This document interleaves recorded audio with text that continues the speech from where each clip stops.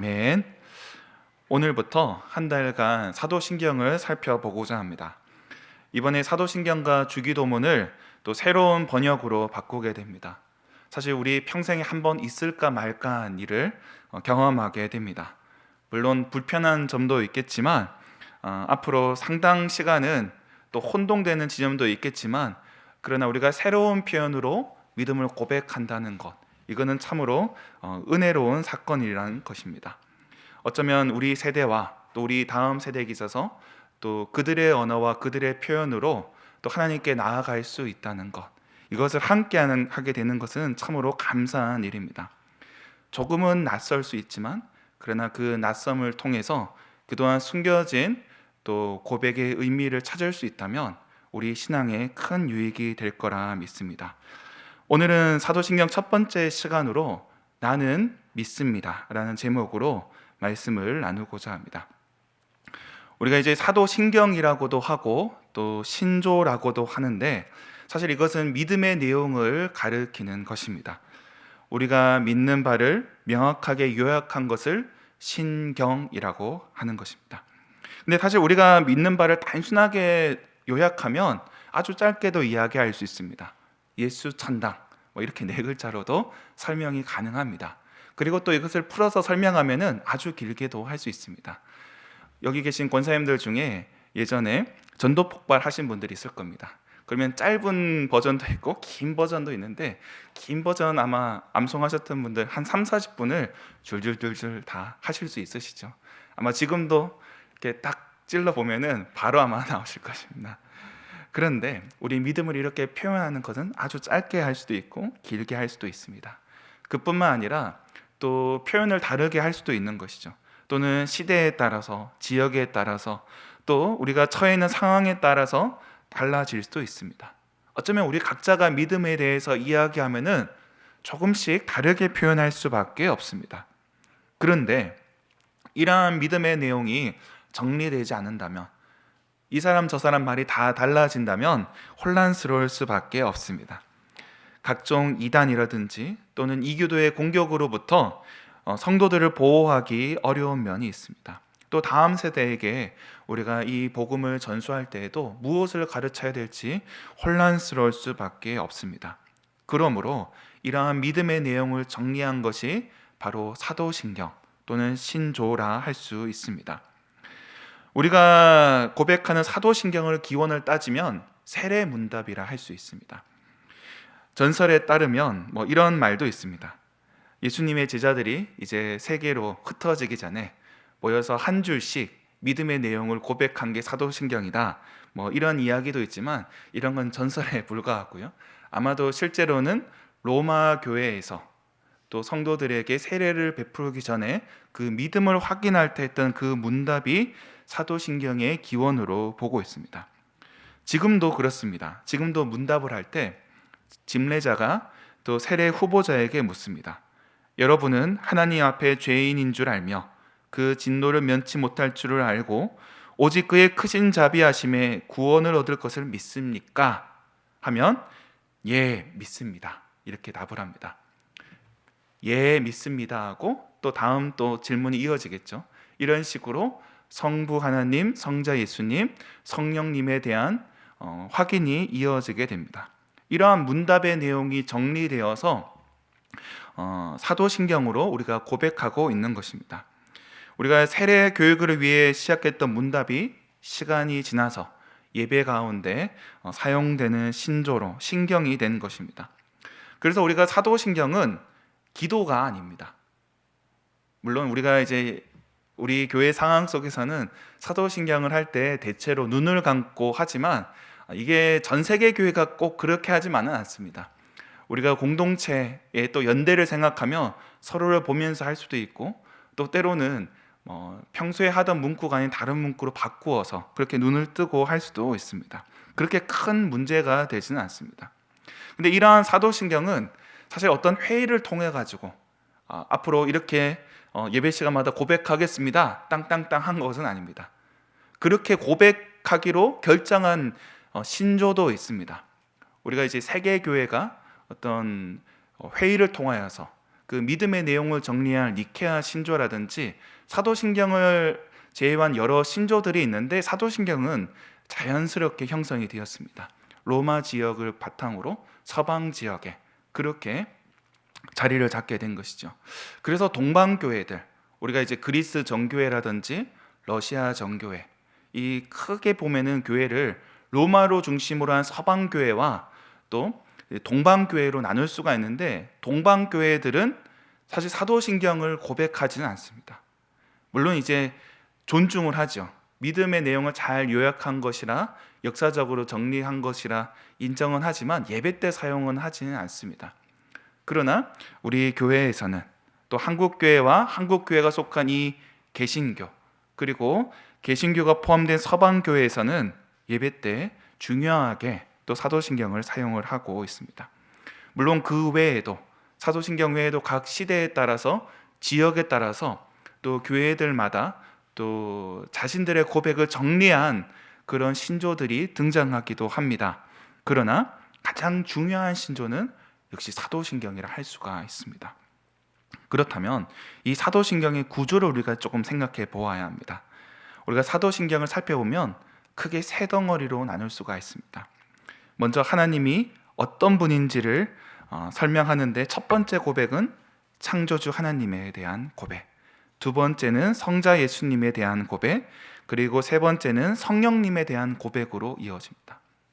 근데 우리가 고백하는 사도신경에는, 그러니까 옛날 버전이죠, 옛 버전에는 이 구조가 제대로 등장하지 않습니다.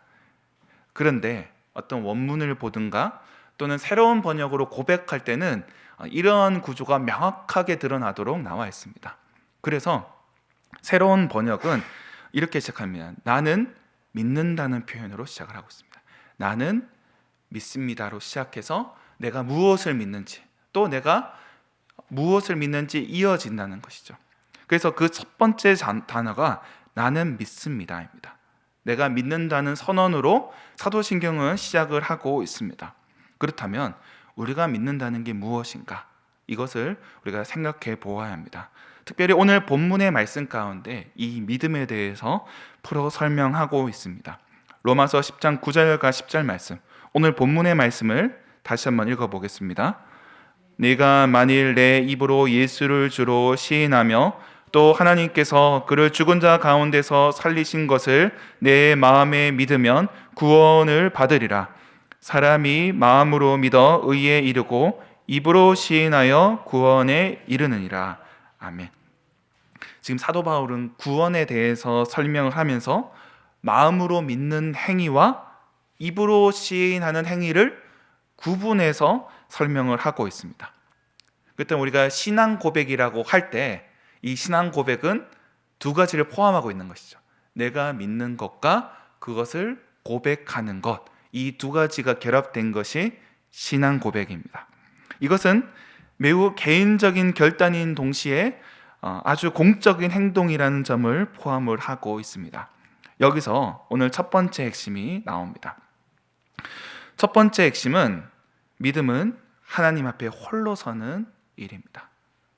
믿음이 무엇인가 할 때 하나님 앞에 홀로 서는 것, 아주 내밀하고 은밀한 개인적인 차원의 고백이라는 것입니다. 우리가 믿는다는 것, 이것은 마음속에서 일어나는 작용입니다. 사실 이것을 설명하기는 참으로 어렵습니다. 똑같은 복음을 들어도 어떤 사람들은 복음을 받아들이고 또 어떤 사람들은 거부합니다. 똑같은 씨앗을 뿌리지만 그 씨앗이 어떤 결과를 맺게 되는지 이거를 우리가 해명하기는 어렵습니다. 그러나 분명한 것은 이것은 하나님께서 역사하는 작용이라는 점입니다. 누가 대신할 수도 없습니다. 이 믿음은 각자가 하나님 앞에 반응하는 것입니다. 말씀을 듣고 반응하는 것입니다. 사도신경의 시작이 그렇습니다. 나는 믿습니다. 명확하게 1인칭 동사로 시작을 하고 있습니다. 누가 대신해 줄 수 없는 것이죠. 우리가 물론 예배 때 함께 고백을 하고 있지만 이 믿음은 각자가 고백한다는 것입니다. 누가 대신할 수도 없는 우리 개인이 하나님 앞에 서는 일이 바로 신앙의 고백입니다. 우리가 하나님 앞에 선다는 것은 어찌 보면 사회적 체면과 거칠애를 내려놓는 것입니다. 우리의 가면을 벗는 것입니다. 나란 사람이 어떤 사람인지 발가벗고 하나님 앞에 서는 것이라 할 수가 있습니다. 우리가 평소에는 잘 가리고 살기 때문에 다들 괜찮아 보입니다. 그러나 우리를 덮고 있는 것들을 걷어내기 시작할 때 우리의 적나라한 모습이 드러나게 됩니다. 우리가 목욕탕에 가게 되면 우리 속살을 보게 됩니다. 그동안 몸을 숨기고 옷으로 숨기고 있었던 우리의 몸을 들여다볼 때 그동안 숨겨놓았던 살도 드러나게 되고 또 주름도 나오고 상처도 있습니다.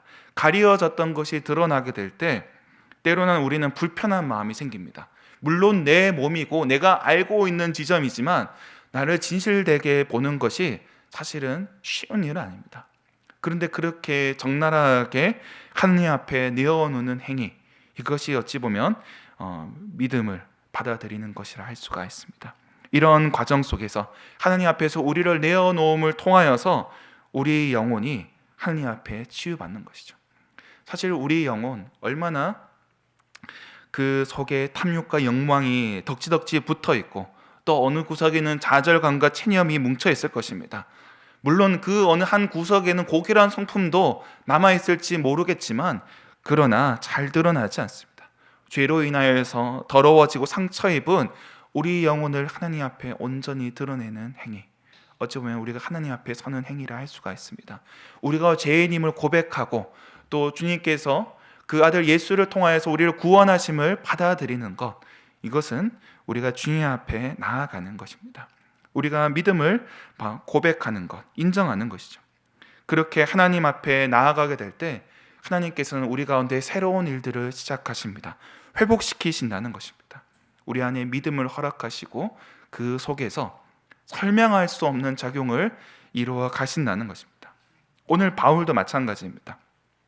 바울은 다메섹으로 가는 길에 환상을 보았습니다. 그 환상 가운데 야심 있고 열정 있는 젊은 지성인, 게다가 권력층에게 인정을 받은 그 젊은이가 그 모든 것들을 내려놓고 그 영혼만으로 하나님 앞에 서게 됩니다. 어찌 보면 그 모든 것들은 그를 덮고 있던 껍데기였습니다.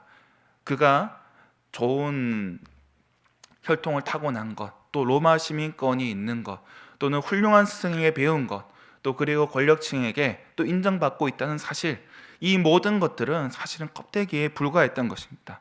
그 껍데기를 벗어버리고 하나님 앞에 나아가게 되었을 때, 주님 앞에 서게 되었을 때 사실 그는 눈이 멀어 또 불쌍한 존재로 또 갈 수밖에 없었습니다. 사실은 그 이전에도 그의 영혼은 불쌍한 존재였지만 그러나 주님 앞에 서게 되었을 때 그 자신의 본질을 보게 된 것이죠. 우리가 믿는 것이 바로 그렇습니다. 오로지 우리 영혼이 주님 앞에 서게 되는 것, 이것이 우리 신앙의 첫 단계라 할 수가 있습니다. 다음으로 넘어가겠습니다. 오늘 두 번째 핵심으로 고백에 대해서 생각해 보아야 됩니다. 고백은 공적인 행동입니다. 우리가 하나님 앞에 서게 되는 것은 매우 은밀하고 내밀한 아주 개인적인 사적인 일이라 한다면 우리가 고백하는 일은 여러 사람 앞에서 믿음을 드러내는 일입니다. 이것은 개인적인 차원이 아닙니다. 입으로 시인한다는 것, 이것은 나 혼자 나 예수님 믿습니다 이렇게 말하는 것이 아니라 공동체 가운데 또는 여러 사람들 가운데 나의 믿음을 드러내는 일이라 할 수가 있습니다. 더 이상 믿음은 개인적인 차원을 넘어서서 공동체적인 일로 바뀌게 됩니다. 오늘 바울이 언급하듯이 입으로 시인하는 것은 혼자 하는 것이 아닙니다.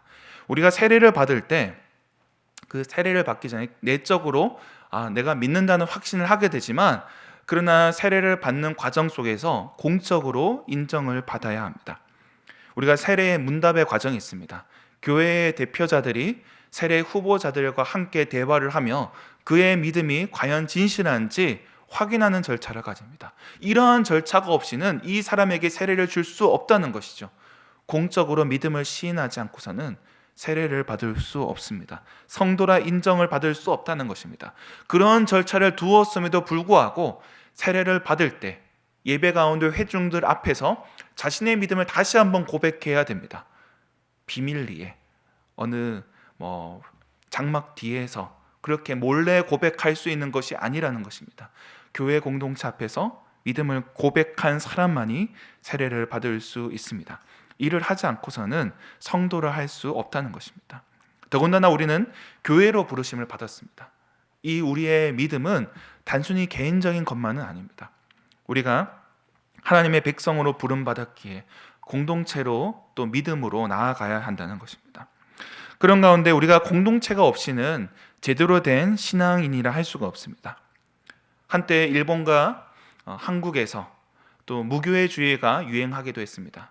또 미국에서는 예수는 인정하지만 교회는 거부한다는 그런 사람들도 있었습니다. 그러나 교회라는 제도 없이 믿음은 지속될 수 없습니다. 사실 무교회주의를 이야기하는 사람들은 어찌 보면 엘리트라고 할 수가 있습니다.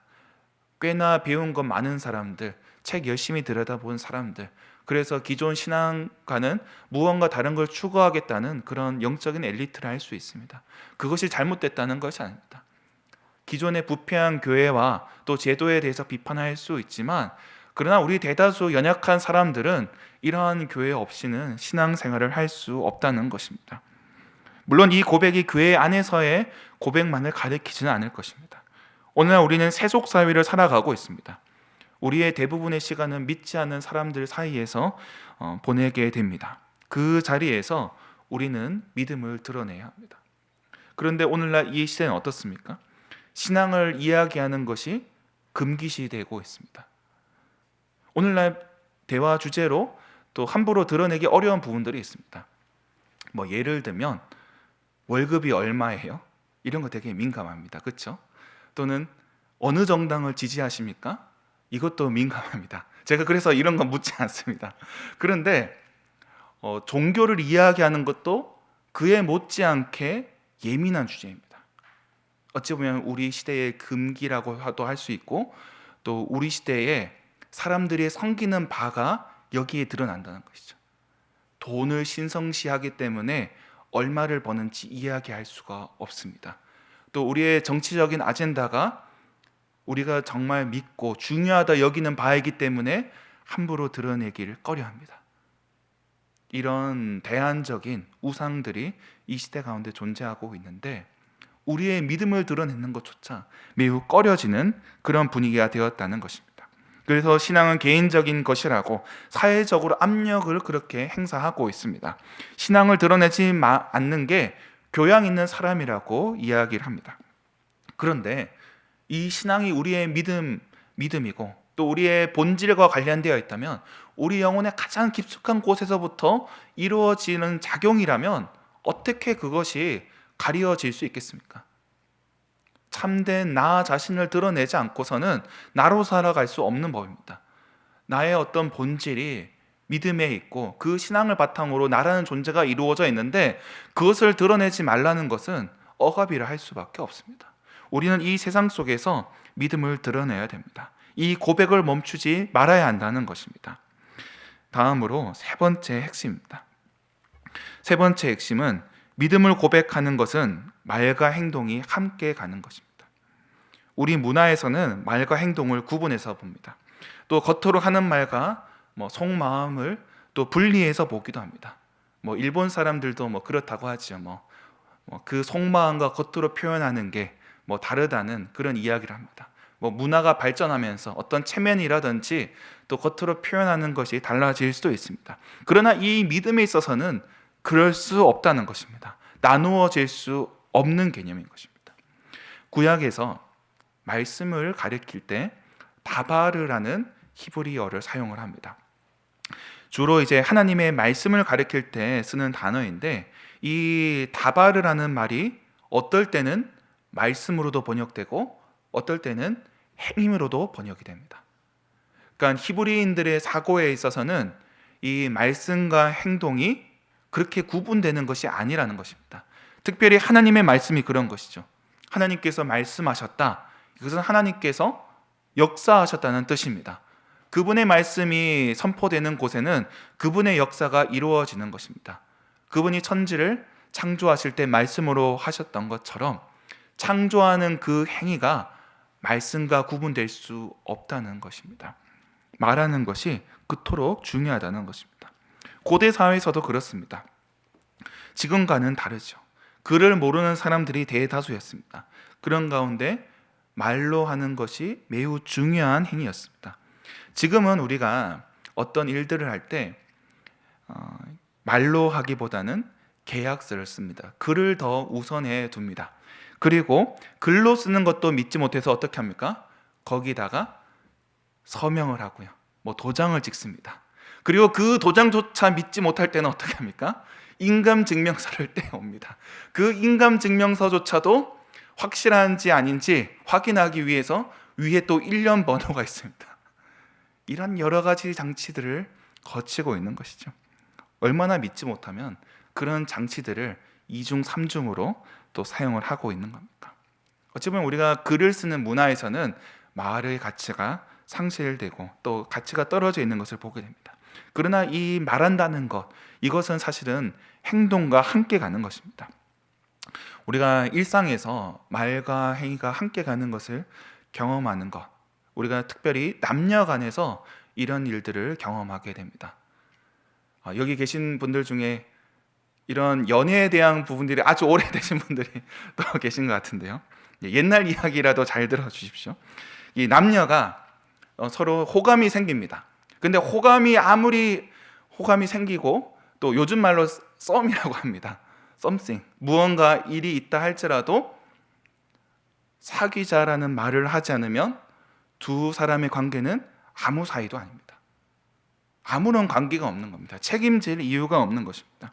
아무리 긍정적인 신호를 보내고 또 눈치가 빤하다 할지라도 사귀자라는 관계를 설정하는 그 말을 하기 전에는 두 사람은 어떤 관계도 아닙니다.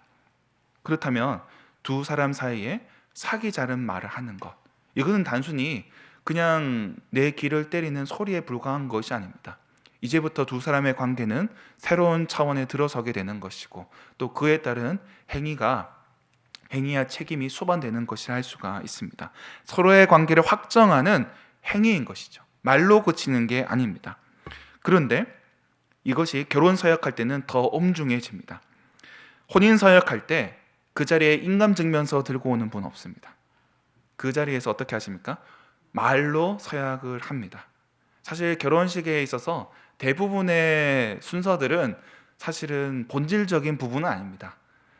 양가 혼주 나와서 인사하고 화촉을 밝히고 특송하고 이런 것들은 우리가 결혼식에서 함께 또 즐기는 부분들이지 본질은 아닙니다.